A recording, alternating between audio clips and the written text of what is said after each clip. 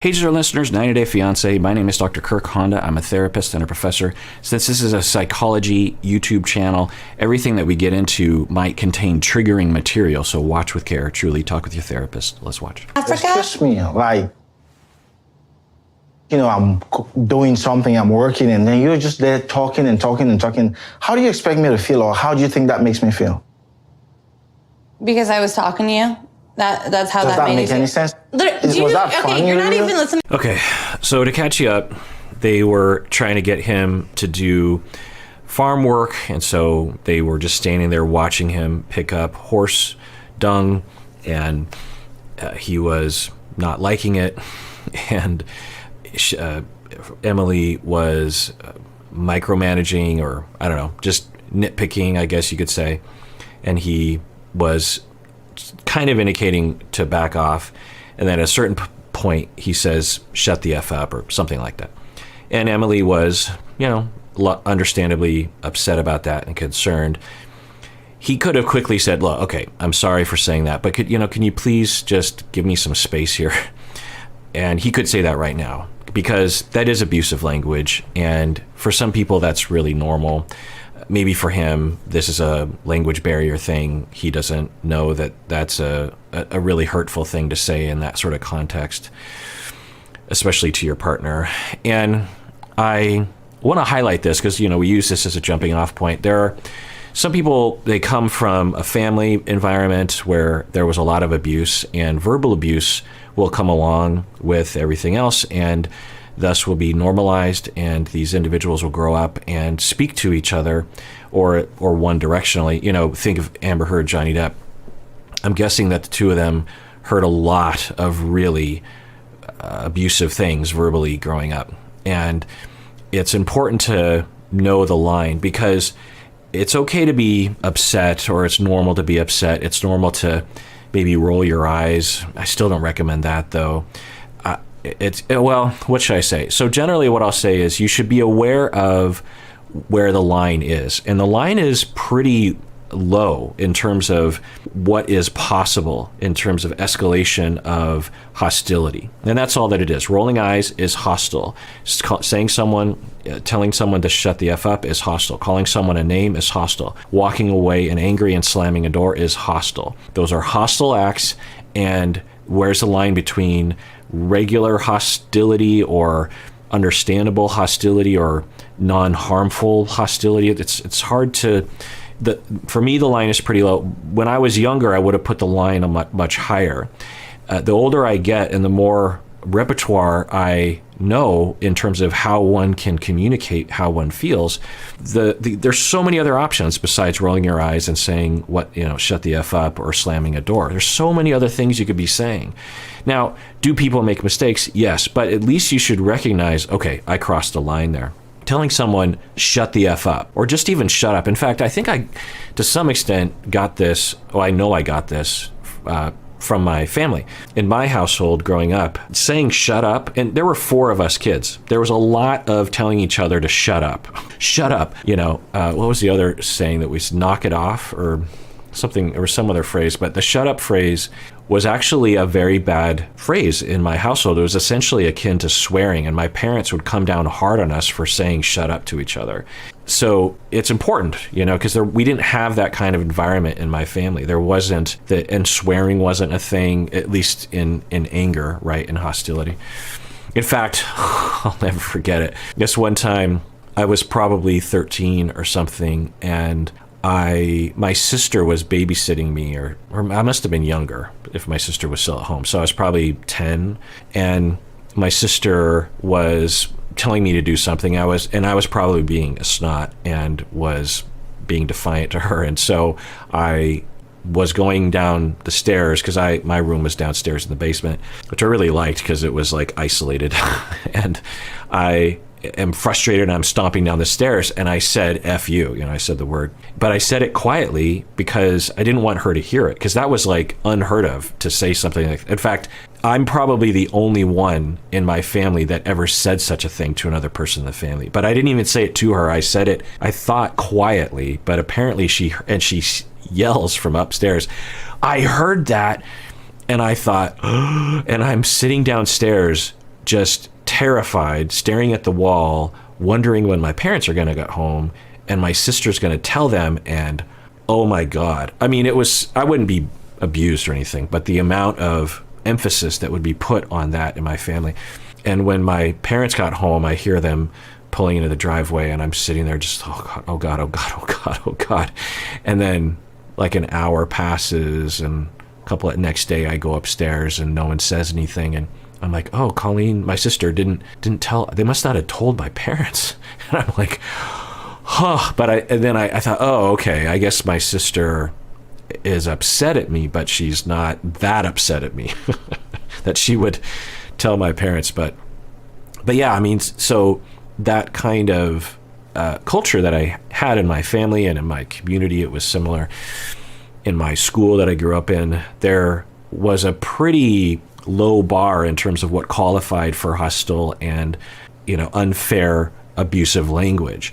Whereas if you come from an environment where that's very normalized, then it'll just kind of fly out of you. But now there's nuance there, because for some people, they'll use harsher language, but they don't mean it that way. But to play it safe, there's other ways to communicate. Like, he could have said something like, oh, you are getting on my nerves, or something like that. There's ways that you don't always have to have supreme healthy ways of talking to each other. You can express yourself. There's so many other ways to express how he was feeling in the moment instead of shut the F up, right? Now, he didn't say it with that much force, but anyway, so you want to really think about that, because I'm guessing there are things that you're doing to your partner that you do not code as hostile and abusive when they are. You don't have to say abusive necessarily, but it may be, depending on how high it gets, really screaming at someone and saying, you're an effing loser, or whatever kind of insulting and hostile intimidation language. But even minor things, like I said, rolling the eyes, sighing, stonewalling, getting defensive. I mean, well, defensive isn't really in this zone, but I guess defensive in a hostile manner, other kinds of things like that. So you just want to be knowledgeable about that. And if you don't do it, then at least you have a leg to stand on when your partner does it. And you can say, look, you just crossed the line. And I'll do that with my couples. That's one of the first things that I will do with couples is there are kind of three main phases to couple therapy. One is that the first phase is to reduce the most concerning problems in the relationship in the immediate future, which is violence, abusive language, this kind of thing. And then that can usually be done pretty quickly. The second phase, which can take anywhere from a week to literally 10 years, is reducing conflict to a level upon which the client will come to me in a session and say, we haven't fought in the past few weeks. And at that point, I know that then we can actually start to really build intimacy and closeness and expression of feelings. That's when we can finally really, because if you're in constant conflict, it's hard to work on intimacy and vulnerability and these kinds of things. Sometimes things can go hand in hand and parallel, but usually it's like we want to get to a place where you're not hating each other every day. But anyway, so that first phase is eliminating those kinds of things. And so if I hear about those kinds of things, I'll say, okay, regardless of we're going to go on a long journey in terms of emotional regulation, vulnerability, attachment, awareness, all this kind of stuff, communication. But those kinds of statements are against the rules. It just take it from me. Like, if you have to do something, be quiet, walk away. But you can't say those things. You can't put hands on. You can't throw things. Those things they've got to stop. And if it rises to a certain level, then I'll say either one of you should call the police if it gets to that level, that sort of thing. So it's important to know that, because I've worked with couples where they don't even recognize the frequent hostility that they're doing to each other, and it's very hurtful. And it's asking a lot of your partner to react well when you roll your eyes or when you say shut the F up. It's asking a lot of your partner to be able to withstand that and be responsive and be constructive. And so he did it.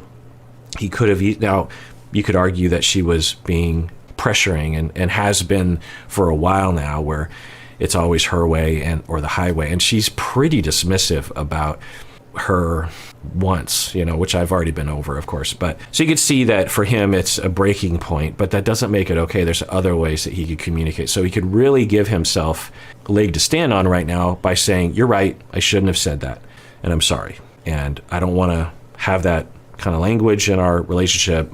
I was frustrated. That's no excuse, but that's where I was coming from.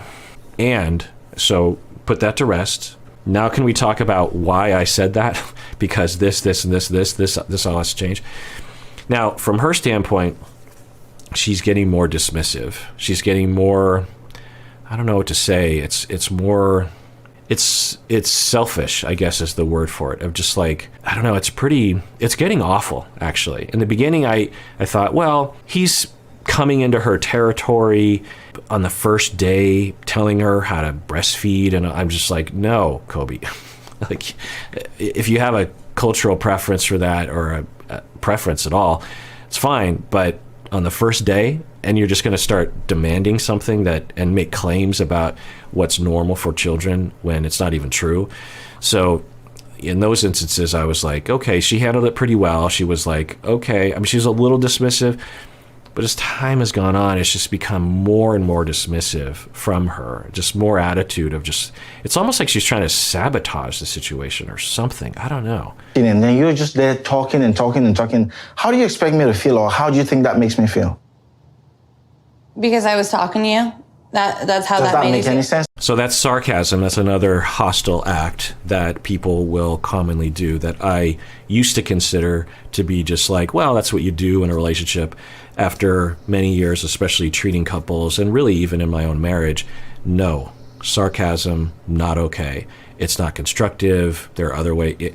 I'm guessing where she's coming from is she just feels like, wait, so I'm being accused of something that I did wrong when I didn't do anything wrong. You're saying because I was just talking to you that you told me to shut the F up? Okay, you could say that, but I'm just talking, really? I'm just talking. Again, it's very normalized in our culture, I find, so that people just feel like when I was watching The Ultimatum, and by the way, there's still a lot of episodes to post, even though the show aired a long time ago. I hope y'all are still interested in watching those, but Madeline would do a lot of that, a lot of eye rolling and a lot of sarcasm. And on Madeline, it's not a good look. I don't think it's a good look for Emily either.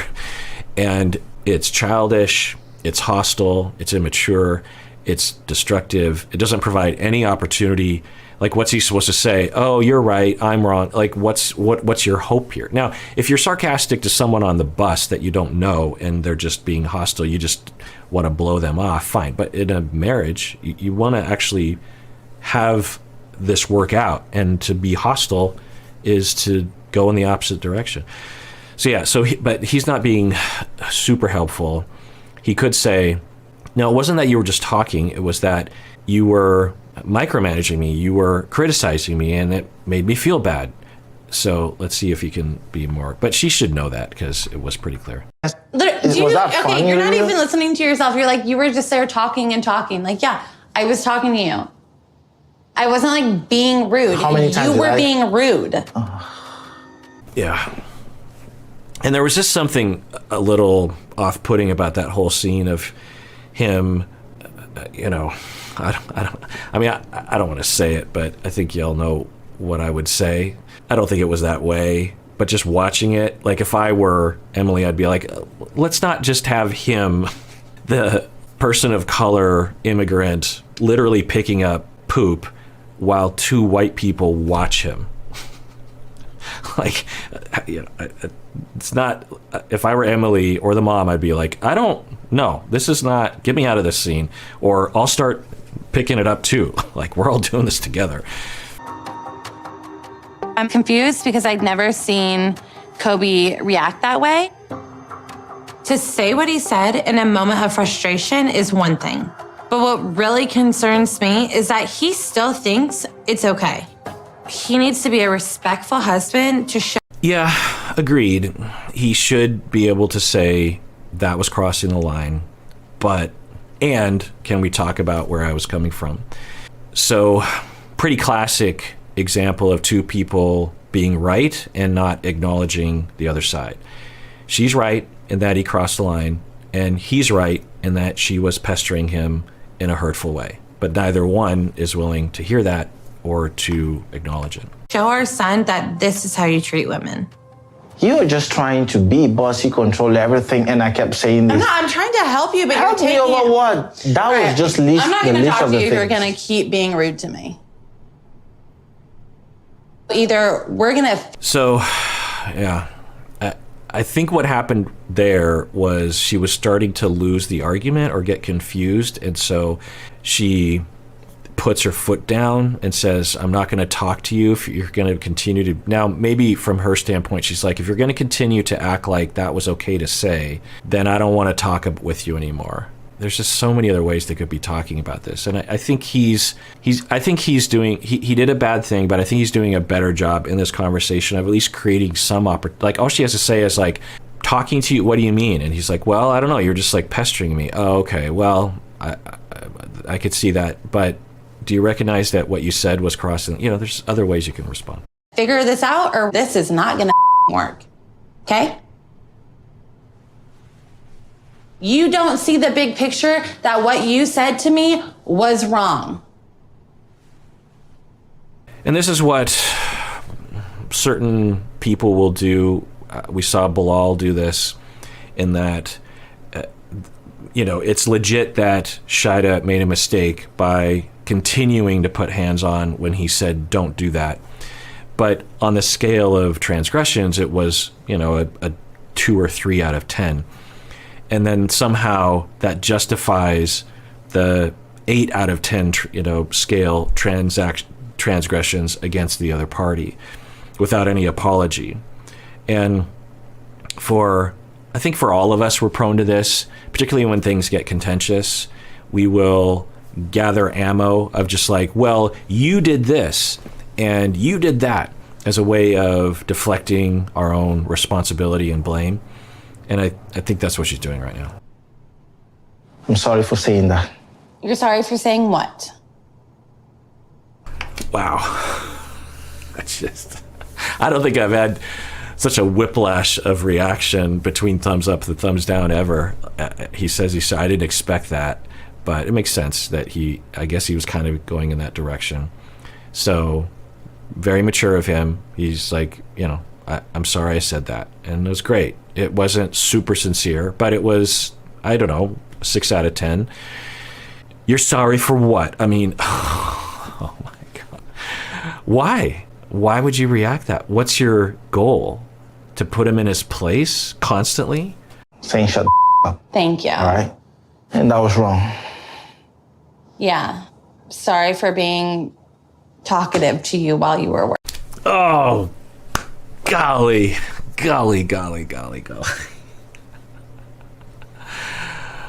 Oh, golly. I said this with Bilal, at the beginning of the season, it just looked like, okay, it's going to be super boring and just regular, and everyone looks level-headed and likable, and then 90 Day Fiancé did it to me again. Halfway through the season, I'm just like, okay, so let's rewind this. I'm sorry for saying that. You're sorry for saying what? Saying shut the up. Thank you. All right? And that was wrong. Yeah. Sorry for being talkative to you while you were working. I love you, okay? I love you too. I'm done Just kept arguing with pushing you. me in. It's like you want to. So let's point out the positive. He apologized, and then he followed up with, I was wrong, and so I'd put that at a 10 out of 10 in terms of an apology, or at least a 9 out of 10. And I believed him, and I hope that she did too. And then, so that's very positive. That's a huge positive sign for their relationship, that at least one person will be able to do that. And he did it pretty quickly. He could have done it earlier, but he did it very quickly, relatively. And then she makes fun of him and says, oh, I'm sorry for talking and being talkative to you. And then she walks away, and then he walks over and says, I love you. So it's another wonderful opportunity for her to say, I love you too, and I'm sorry for pestering you. Huge, wide open door of vulnerability, and then just slammed shut, which is awful to watch. see something out of me. I don't understand. I don't want to, like, what I saw out of you down there was obviously not something I want to see again.